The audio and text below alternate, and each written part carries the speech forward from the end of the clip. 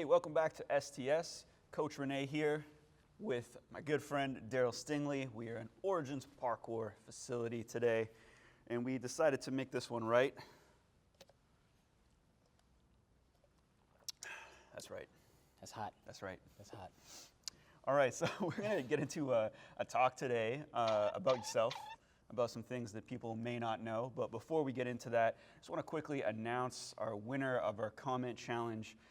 Last episode, the man who managed to spell my entire name, single letter at a time, in comments is Stanley Easy PK. I think I'm getting that right. Yeah. For the handle. You know this guy? Yeah.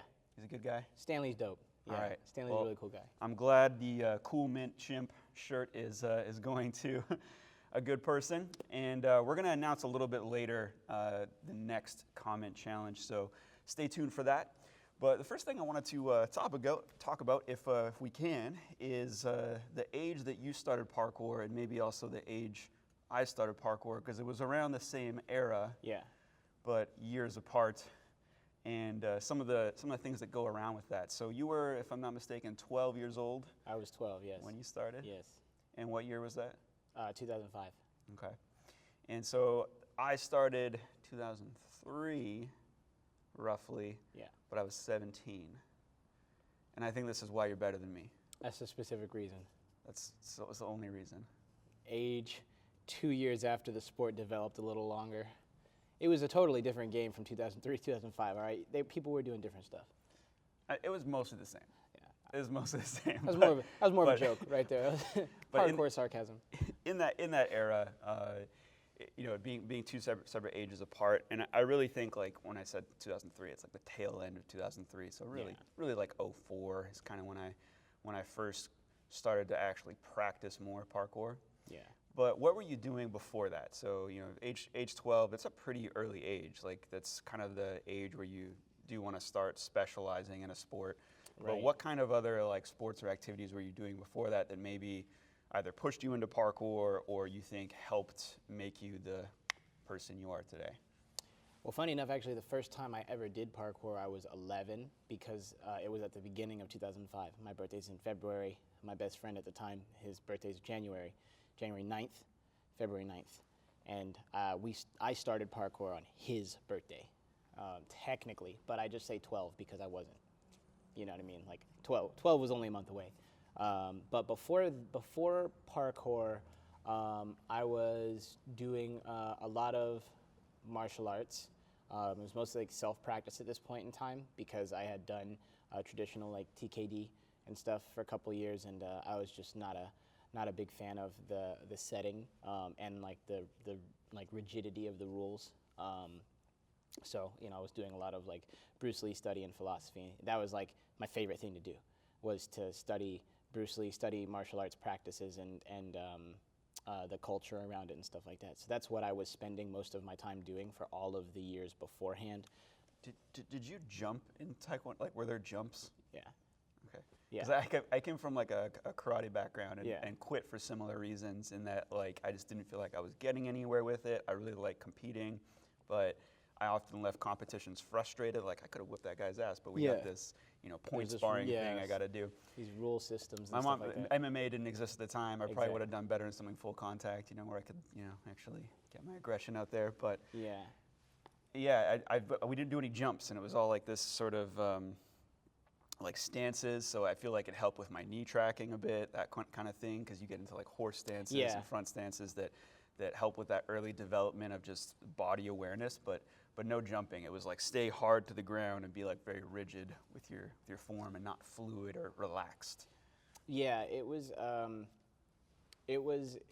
I was definitely more, I wouldn't say more free form, but there was a little bit more of I would consider like a flow aspect to Taekwondo, as opposed to karate, because I had the choice, and I chose Taekwondo for a reason. It was more kicks, more dynamic movement. I thought that was going to be more fun. What I should have done, and what I ended up doing eventually, was briefly studying Wing Chun, and that was my favorite.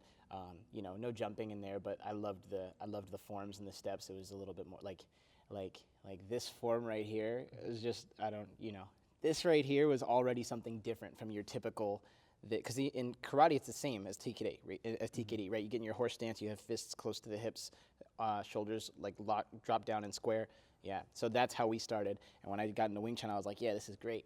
But it's the same issue with the class structure and how it was being taught that led me away from it and more toward like JKD and stuff, you know, because it's a little bit more freestyle. And that was enjoyable. But yeah, honestly, if MMA came sooner, I might be doing that right now instead of parkour, or at least I'd be doing both. But yeah, that was what I was into. I was also, well, I stopped playing basketball and football and baseball at this time specifically to not be stigmatized by the suburbs that I was living in. So you had a lot of sports that you were doing. Yeah. I was skating.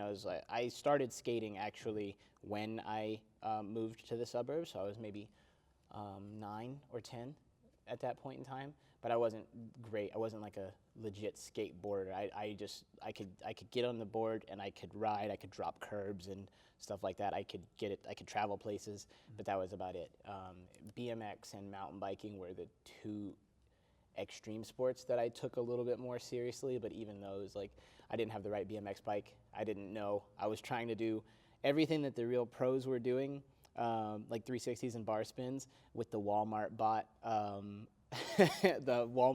like a Huffy or Mongoose, which those frames are super heavy compared to a real BMX frame. And then mountain biking was the same thing. I didn't get a specialized bike.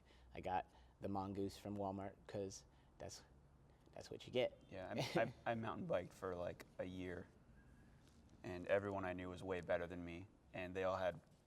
I lived in a neighborhood that was like right next to a neighborhood where if you were in the other one that I was next to, you had a lot of money, and then if you were in my neighborhood, you probably had like a single parent or whatever. And yeah, all the guys on the mountain bike team in 8th grade, which I joined for some reason, all had expensive bikes. Yeah. My bike. You had a mountain bike team? Yeah, I think my shocks froze or something, and I just rode it for like 1 year, but I couldn't do like any tricks or anything. I just like riding downhill and stuff like that. Never took up mountain biking again for that reason. Got into parkour because it's cheap. Yeah, it's super cheap. That's pretty much one of the driving reasons for like getting into parkour. Is like, oh yeah, you can do this right away. Exactly. That's actually one of the reasons why I was able to. I think that was one of the reasons why I was so supported in doing it, because out of everything that cost money that I wanted to do, that my dad was totally willing to let me be a part of, this was the thing that it seemed like I was doing for my own reasons, not because I was trying to keep up with him or my brother or anything like that, and it didn't cost anything. The shoes that my dad was buying before that, because it's typical black family. You got a little bit of money, you go get some Jordans. You know what I mean? Get Jordans, get Timberlands. You know what I mean? Stuff like that. You wear Fila's to mess up because those are cheap as hell. But once I got into parkour, it was all of the cheapest Nike running shoes were the thing, like the Nike Darts. You remember the Nike Dart era? Mm-hmm. When everybody was like, "These are the perfect shoe for parkour." Yeah, that was a game changer for Pops when it was like, I can get you 10 pairs of these. I can get you 10 pairs of these right now, and you could blow through them all right now. How much parkour do you want to do? Let's put these to use. You know what I mean? So, like, yeah, the cash threshold for entry with parkour, very driving factor, especially for a kid from the neighborhood. Super driving factor to stay in. Yeah, so maybe some obvious, like, I guess, and I think for a lot of us too, it's like obvious like social dynamics that get people into parkour, depending on where you're from. But going back to kind of like that like sport development, so your main focus was like Taekwondo before starting parkour, but you also did a bunch of other sports. Is there anything like from those things that you would attribute to what you are capable of now, or what you found easy when you started parkour? Because obviously now you're known for having a lot of power, speed, confidence to hit like big challenges. So out of those things, what kind of made things, I guess, easier getting into parkour? Well, I ran a lot because in football you have to sprint all the time, like especially if you're a receiver, which I was in sixth grade. I got to play my first real like year of football. Unfortunately, it was flag football because we were it's a Christian school, so no tackling, right? No violence. But the running is the same. Actually, I would consider the running to be a little bit more challenging because like you're not just going to get knocked down, and the people that are sprinting after you are sprinting after you with like their full commitment because they actually have to reach you. They can't just dive at you. They have to reach you, grab your flag, and pull it. So I was really good at maneuvering. I was really good at like juking people, and I was small. So I had a little bit of an advantage, I think, in speed because of that, because I was a smaller person on the field. So I think that helped me a lot, at least when it comes to approach on things, like running jumps. Because back in the day, the running jumps were you jump that gap, you're not sticking that, jump that gap and roll, and it doesn't even matter if the thing's 2 feet off the ground, you land on it, and if there's flat ground in front of you, you roll. So that was something that I think was helpful. But I don't think I got much other than the ability to train, or at least ideally to train. Because for martial arts, you have to train, like you have to condition in order to be able to like perform in martial arts. There's no weight behind your punch, right? There's no power or precision if there's no speed, right? So those are things that you repetitively practice, and then obviously the push-ups, the sit-ups, the holding horse stance for an hour. So even at like age like 11 or 12, you feel like you had like a full schedule of the week, like you were like doing a lot of activities, like in good shape for. Do you still have that like six pack? I did, yeah. I would consider my abs to have been better back then because I was. You remember Jump London when they're talking about Sebastian Foucan doing 400 sit-ups a day, and they show him doing that. I saw that, and I was like, that's the thing to do. Like, and I already do sit-ups, so I just have to do 300 plus more, right? So I had the idea of training in mind already, or conditioning in mind already. So I was athletic. I was the most athletic of all of my friends. All of my friends in the suburbs, to be specific, because the friends in the neighborhood were they were like D1. So but yeah, I was athletic, and I was particularly fearful though. That was the only thing. The scariest thing to do in parkour back then was jump off something high. So I had a serious fear of heights. Still have a pretty serious fear of heights, but in my mind it was like that's the ideology of the sport that was expressed with my entry, right? Was you're overcoming those fears and stuff like that. Yeah. So that was my. I just get up there, jump off that. People can do it. I can survive it. I can learn techniques to be able to do it. I thought that I would be able to do that 2-story drop one day, but alas. It's a good thing. Cooler heads prevailed. And I guess this is a good time, too, to kind of move forward in the future now. So you have, we've come out here, and when you asked about, we started talking about you coming out here for a visit, and I was like, why do you want? It's cold. Why do you want to, like, you're in the middle of December in Vancouver, and you've been spending your last days in Miami. Yeah. So big weather difference, and we have nothing but rain around this time of the year too. So you're not going to get outside. You're not going to be able to see the spots and things. But one of the things you said is that you had a new project in mind. So maybe we could talk a little bit about that, about what you're currently working on. We just in the past year you put out Trials Morales was kind of the big project for 2021. But what are we working up to for 2022? I've actually been conceptualizing what a sequel to 16 Bars would be for I'd probably say the past 3 years. I've been trying to figure out how do I make a sequel to 16 Bars, and I've been practicing specifically to be able to do that for the past 3 years. Like with previous projects, like Bane was a big stepping stone that I needed to overcome in order to get to the point where I felt ready to be able to do a 16 bar sequel. I needed to push the idea a little further and figure out what more I could do and how I could involve larger size swings into more lines and combinations. So that was one of the reasons why I wanted to come out here, because I hadn't been in a really well-made, purpose-built space since early 2020. Like since like January, February 2020, I haven't been in around this, and I know this space so well, and I love this space a lot for practice and for performance in general. So that was the inspiration or the motivation to come out here, and you were so kind to oblige. We're doing it. So you mentioned like bigger swings for like 16 bars. I'm actually curious about some of the other, because you may have like a different process than some other people, particularly in measuring progress. Because I guess one of the reasons to make a sequel is, you want it to be better. I'm thinking of Coach Tom, who's behind the camera right now. And we had like Ascension 1 and Ascension 2, and if you watch those two videos, there's a clear distinction between like the types of climbs he was doing in the first one, and then at the second one, he did a lot of heights, right? So we're looking at like the balcony ascents and things like that, where you're actually way up there as opposed to just like a one or two move ascent.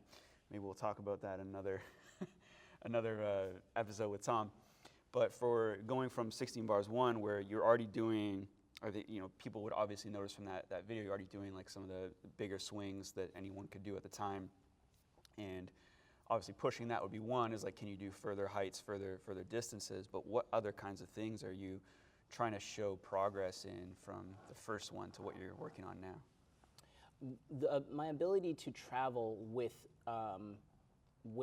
swinging in general is one of the things that I'm really focused on, and my ability to combine different movements with bar moves. Typically when people do swing lines, or typically when people do a line with a swing in it, I would say there's a bunch of fluff leading up to the slowest start to a swing, to a big swing challenge, or there's a lot of movements that I don't think work well together going into a very underwhelming swing. And my idea is how complex can I make these types of runs, and how well can I utilize a swing to travel, and how else can I utilize a swing to travel other than solely lâcher pris. You know what I mean? So finding ways to combine different movement styles with swing. So like lâcher tack, so adding the plyometric aspect to it, or like what I was talking to you about, being like the lâcher gallop. That was something that I wanted to be able to do, and a lot of that is because of the superhero inspiration. You know what I mean? And the idea of how people with otherworldly strength and equilibrium are able to utilize something like a swing. You know what I mean? Like, how does Daredevil use a swing versus how does somebody in real life use a swing? So kind of trying to bridge the gap between those two things a little bit more, which I think I did pretty well in 16 bars. I think I did. There were definitely a lot more just swing pris in 16 bars, like the first film, and there were a few things that I was trying to do with complexity, like the entries and things like that. And what I'm trying to do now is keep that complexity, or advance upon that complexity of entries and exits, while at the same time pushing my level. There's a case to be made that you could say that there's a middle ground between 16 bars and what I'm trying to do right now with the sequel, and that middle ground is a lot of the swing lines that I did in Bane. Those were conceptualized in preparation for what would eventually become the sequel to 16 bars.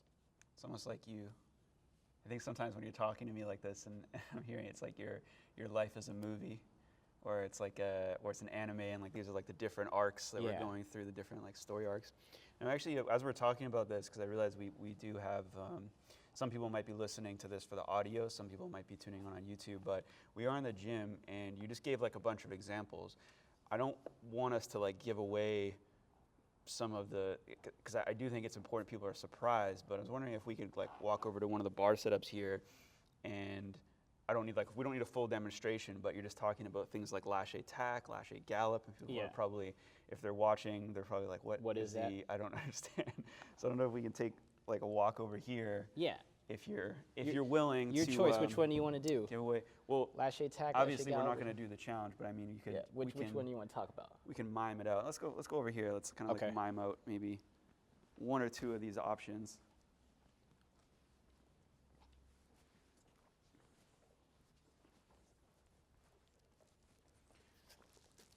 So I'll kind of let you choose, because you named off a couple of different things, and these are, are there certain like swing to certain moves that you're working on or that you've done that you don't think anyone else, like you haven't seen before?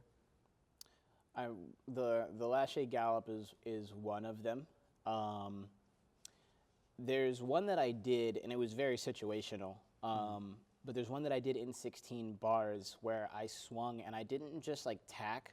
I call it like the matrix run, but I have basically 3 walls, right? So this is a wall, this is obviously a wall, and then let's say this is a wall right here. So when I swung into this wall, took a step off of this wall, took a step off of this wall, took a step off of this wall, and then landed back on the thing that I swung from.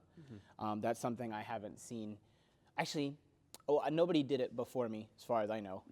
But the only person who I've seen actually do that, other than myself, is Nico Van Hol, because they have a spot like that in Hal 5, and I got to see him do that movement. So.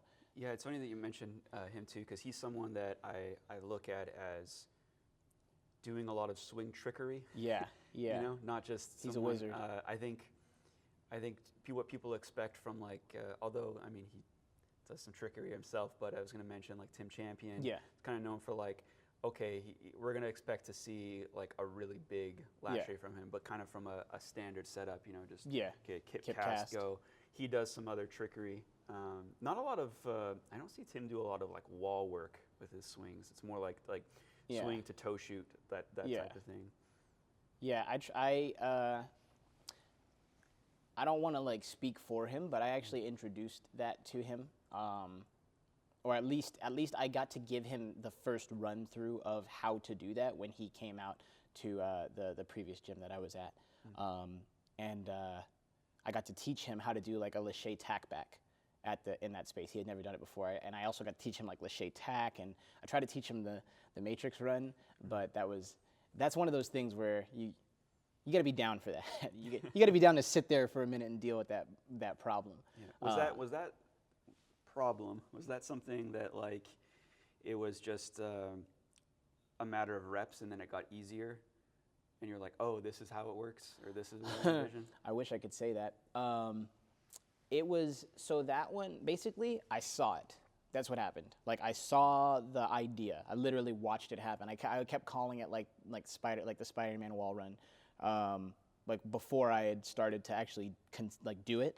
But the first thing that I needed to do was swing and get off of the first wall and get to the second wall. That was like the big deal, was being able to do that. And then once I was able to do that, then I was like, okay, I can take my final step and try to get back to where I came from. And that actually started with me going to cat.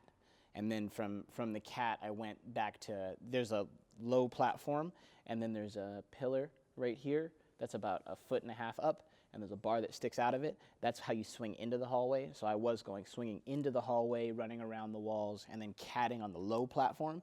And then eventually I was able to get back to cat on the pillar. And then that was where it stayed until I shot 16 bars. When I shot 16 bars, I said I want to land back on the platform, right? So going from catching in the cat position to literally being on top of the thing that I was catching was the intention there, and that all came together progressively. So yeah, first thing cat, second thing higher cat, next thing ended up being high cat, half cat, and then after that just aiming for the precision. And yeah, that took an amount of reps, but it took a lot of preparation, methodical thinking, I guess, is the best way to say it. Okay. And the next question I was going to ask, because we're just talking about this with 16 bars, being, and one of the things like you're very known for is swings. You know, if someone said Darryl Stingley, if they said I am Wavezilla, it's almost like synonymous with laches, with swing work. And it is something that I think when I met you, you were already quite good. You were already quite good at swings. Not doing the kind of stuff you're doing right now, but I remember the first time. Was it Tempest Games the first time? It was Tempest Games. Okay, so yeah, I remember meeting you, and there was like a speed course you did a lache in, and it was beautiful. And you had like some of like the cleanest looking and the most impressive looking speed runs for that competition. And it really stood out. Like I'd never seen anyone cast that high. This is coming from like even when I designed the gym, and the bar setup largely reflects a time where people were doing like swing, catch a bar, not swing pre the bar. And that was maybe like the first time in person that I'd ever seen someone like hit something big like that. But the next thing we're going to kind of talk about here, and maybe this will kind of, I don't know if it's the reason why you got into swing so much, but you had a knee injury at a certain point. I did. And we'll get into like the comment challenge here in a second, but was your knee injury like a big part of the reason why you got into swings, or was it something that you already decided like I'm going to get really good at this? I had already wanted to be really good at swinging in general. Phil Doyle was a huge inspiration for me for swinging. I mean, at the time I would have considered him to be, he's the king of this. He's the dude who does these like far big swings, and I loved the idea. That's like the most Spider-Man like stuff you can do. It's so for the crazy most part. you say Phil Doyle, because like I don't think of Phil Doyle as like a swing guy at all. At like that time, Phil Doyle is a stride. Yeah. Stride guy. Yeah, but like that's the thing, man. I mean, when you're back in that era, you're seeing everything that he's doing at the time. He was the first person to do like a flyaway pre, though, I think. Yeah, as far as I know, him or Ben Jenkin. But he was a big inspiration for me for swings. There were swings that he had done in Tempest Valley, which is where I was the head coach at the time. And there were just swing challenges in there that he was the only person who did. And I from before I even moved to LA, when I was 19, I had already been a big fan of Phil for years, and I had already been following him for years. So I was trying to swing, but I didn't have a space. I had a bar at a park and like a curb that was about 12 feet away, and that was like my first foray into swinging, and it was terrible. So when I got to Tempest, I got to actually get a space to work on it, and I had challenges in front of me that he already did. So I had goals to try to achieve.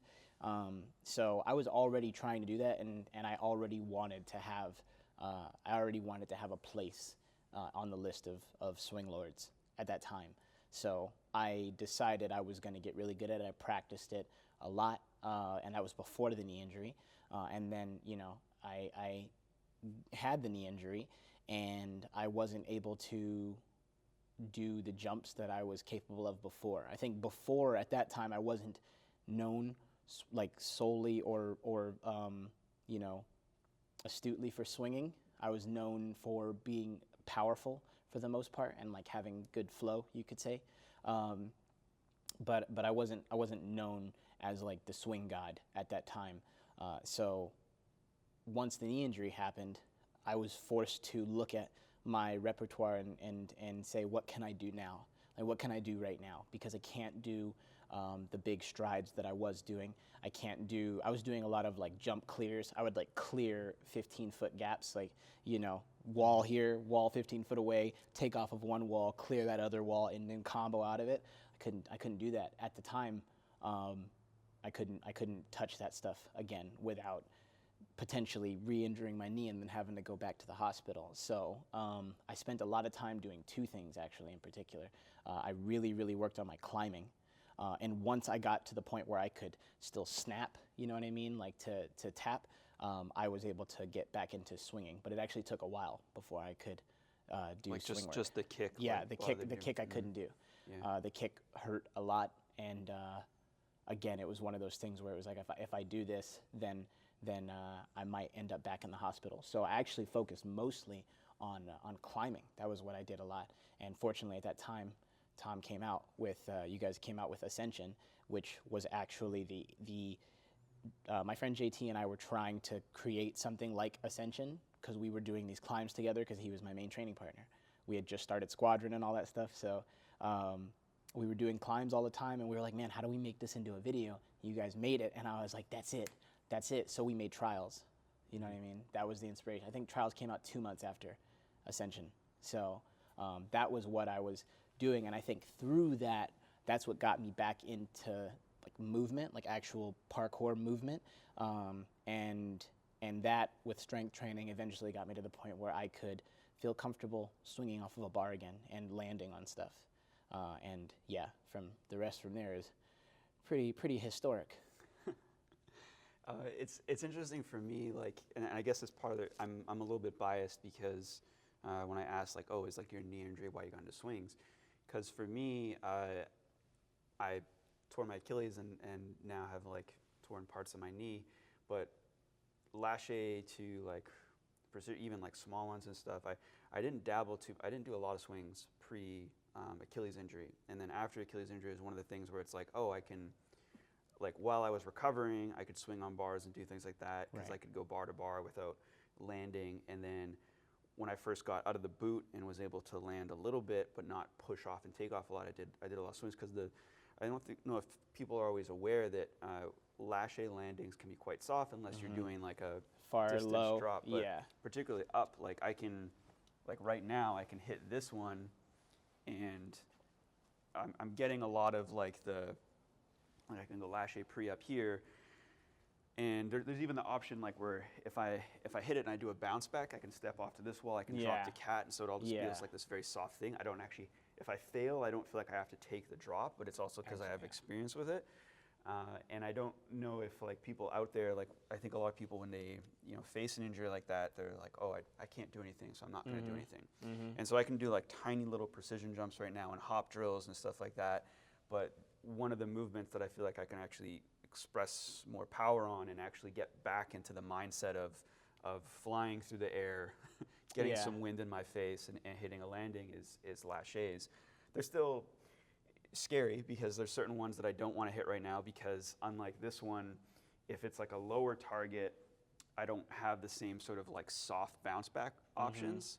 But this is the kind of thing where like I'll do something like this and post it, and people are like, "Oh, you're all better now." Yeah, because it looks like something that someone with a messed up knee shouldn't be able to do. But little did they realize, like, I have like fairly good range of motion. I can compress the landing, but I'm not taking like really any impact. I'm just floating up there. Yeah, that was very big for me as well with coming back from the knee injury was impact in general. So like I couldn't, if I was taking impact, I was taking it almost solely on my right leg, no matter if I landed on 2 feet or not, like solely the right leg, I'm leaning over to it. And I learned pretty early that I don't want to do that because that started to have effects on the right knee. And when I say pretty early, I'm saying like couple years into dealing with the knee injury, I started to learn, oh, dang, I can't just, if I take everything on this side, then it's just going to lead me to having the same problem that I had, on the left. So yeah, like finding creative solutions. It's not even really, I wouldn't even call it a creative solution. It's just like thinking about what can be done with the disability that it is to have destroyed ligaments, you know what I mean, in one of the most pivotal parts of the body. It takes a lot of that to be able to try to make progress, because that other thing is for me at least in particular, I definitely have gotten far better than I was when the knee injury happened. there are some things that I cannot do and possibly will never be able to do again. But if I'm gonna compare the list of capabilities, back then I was about here, and most of this was power, ability to connect movements, you know what I mean? And now I have this long list of things that I can do, moves in my pocket, and then also just performance, understanding, execution, things like that have all gotten better. But that's only because of things like noticing that swinging upward is not impactful. So I can work on that at this time. Noticing things like climbing is not going to be detrimental to me, because as long as I catch whatever I'm trying to get to, then I'm good. I just have to go up, right? There's no impact during climbing. It's just speed on the way up. Yeah, you can beat up these though. Yeah, you can definitely beat those up. I experienced that. You have experienced that. We know about this.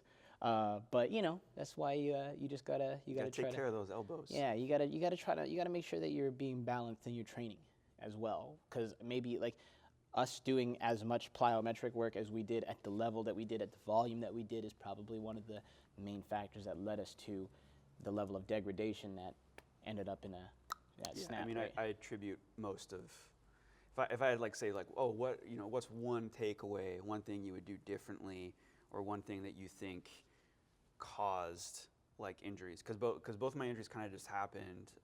Well, one of the Achilles tear just happened. You know, I didn't bail. Yeah. Just Achilles popped.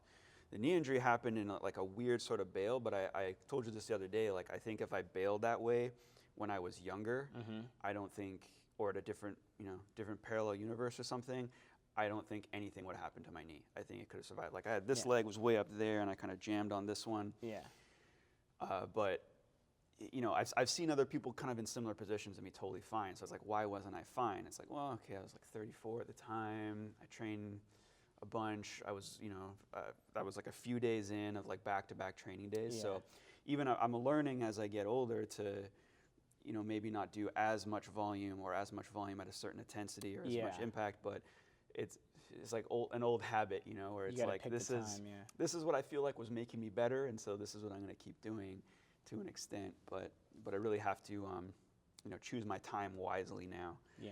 But I think a lot of people are probably surprised to hear that like you're talking about like certain things you still can't do right now, and so people probably like watch your content or your videos or your art that you put out there, and they think, hey, like, this guy's like super fast and powerful. He looks like the epitome of health. Yeah. But like, there's not everything is all good. You're like you're compensating with certain things. So maybe like we could talk about like what sort of things do you feel like?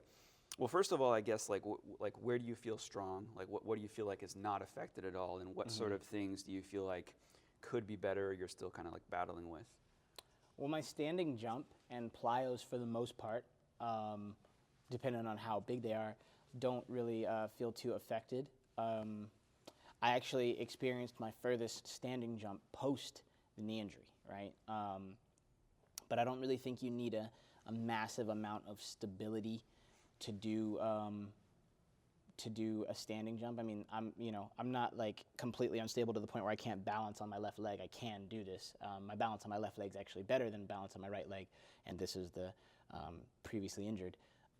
But in terms of things like striding and stuff like that, it's a struggle. Like I can't jump, like, how back in the day we used to just be able to downstride off things that are, hip height, chest height, shoulder height. Like you could downstride off that. I can't downstride down to my left leg. I haven't been able to. If I try to, I will either collapse, or, as I've experienced before, I've re-injured myself to the point where I got to go back to the hospital and go see what's up with this, you know what I mean, and deal with it. The swelling and everything comes back, it blows back up. The last time I had one was shooting Bane. Last time I had one, so where pretty recent. Yeah, shooting. We shot Bane in 2019, I think so. So yeah, 2019, filming Bane, same thing happened. There's a point in time in the video where I come down from, and this is actually a drop. This is another thing that I struggle with.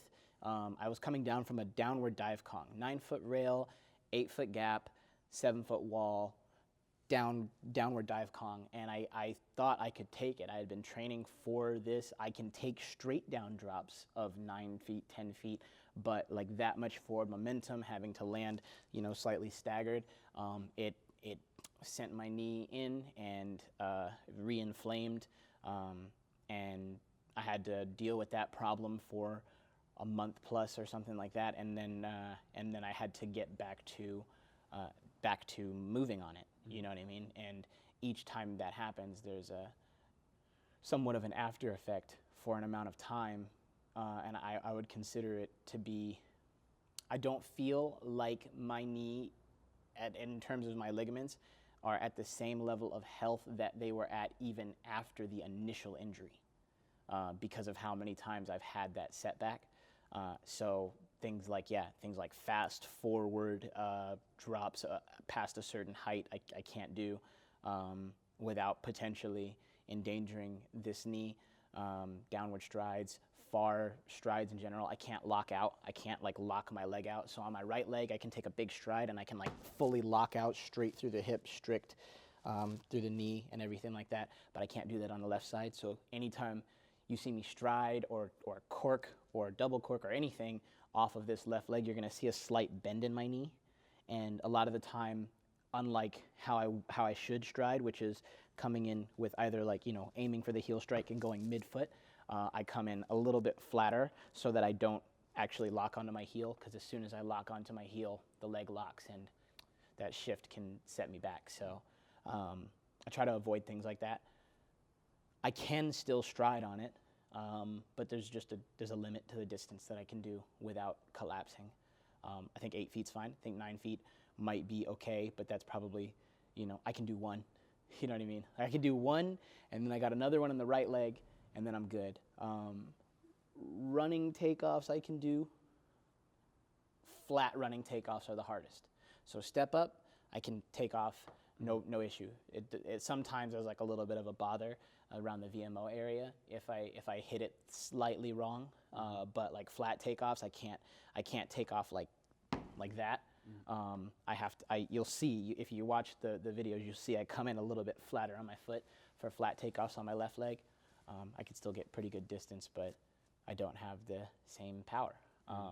And I have to limit the side to side. So all in all, you still have plenty of function, obviously, to do all the crazy things to other people that you can do, but it's not all good. Is walking good? Yeah, walking's okay for the most part. You never have any pinches or limping No, I do. issues? No, I definitely have that. That definitely happens. Sometimes. Sometimes when I'm walking, I can actually feel in the medial side of the knee. I can feel the impact of the steps, and that's pretty annoying. But it doesn't happen all the time. But it does happen though. And yeah, this is many years after. It's still a thing, but try to work with it. So, what actually was the diagnosis? So you've been dealing with this injury. We won't say the time just yet, but it's been some years, it's been some time, and you did get an MRI for your knee. So what was the actual diagnosis of the injury? MCL, ACL, meniscus, all torn, not complete ruptures.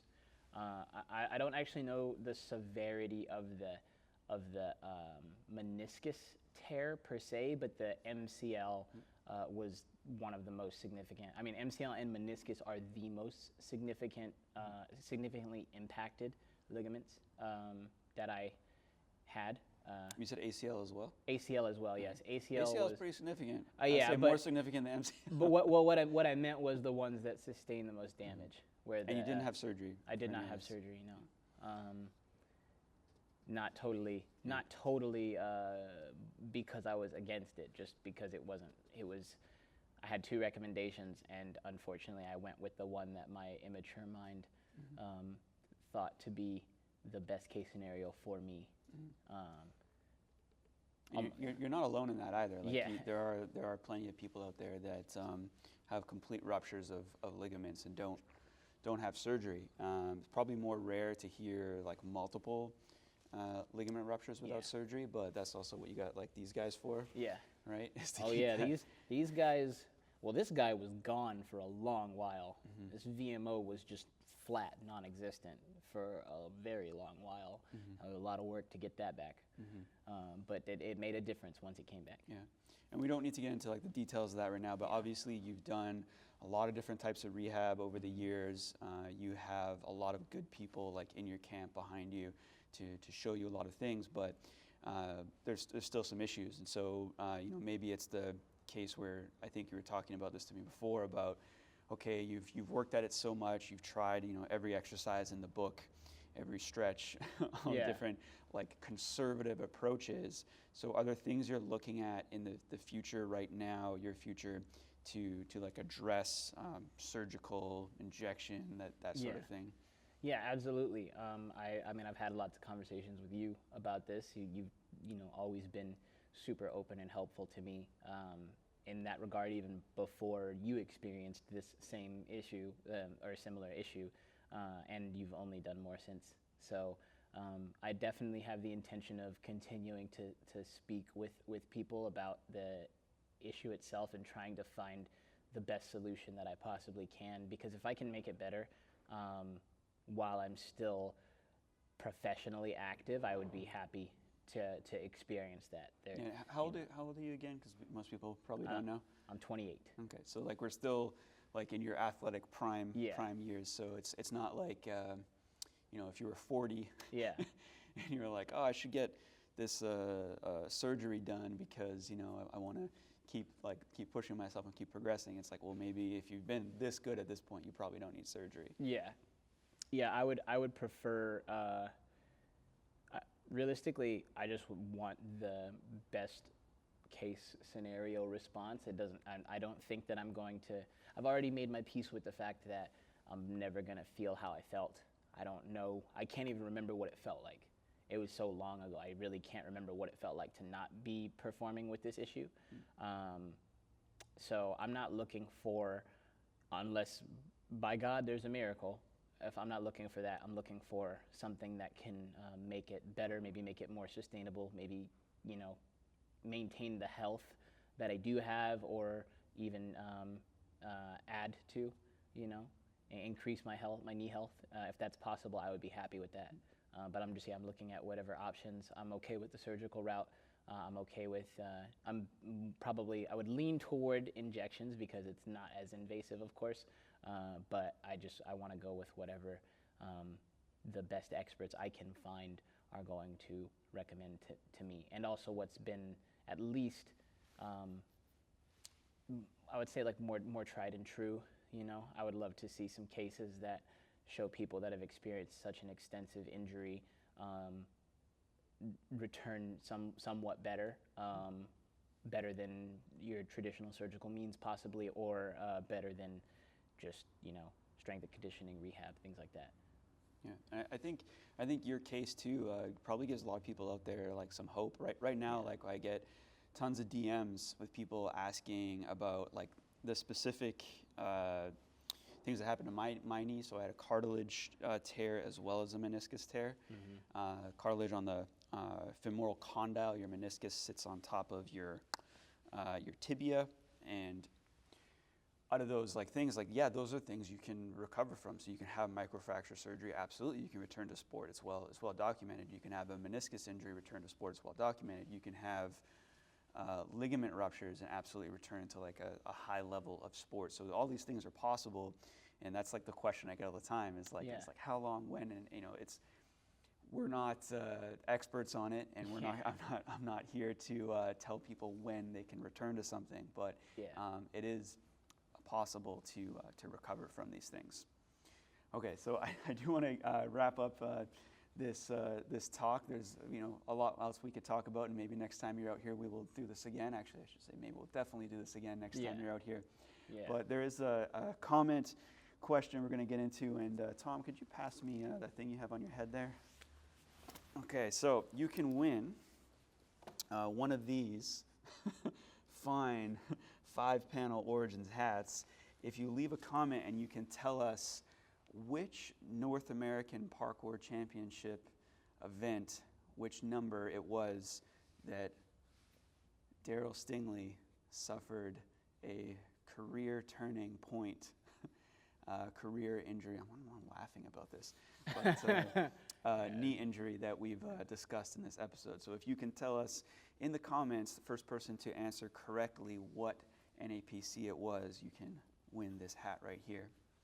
All right, well, thanks for joining us. Remember to leave us a comment and let us know what you'd like to hear us talk about in another episode of STS. A segment that we have yet to get into is the technique critique. We did get some submissions, so thank you if you have submitted a video for us to review in our technique critique. But also, one of the things we left out last time is please be specific when submitting a video. So if you're going to submit a clip, please specifically ask us what technique in that clip you are looking for us to do a critique on, and we'll get into that segment in the next episode of STS.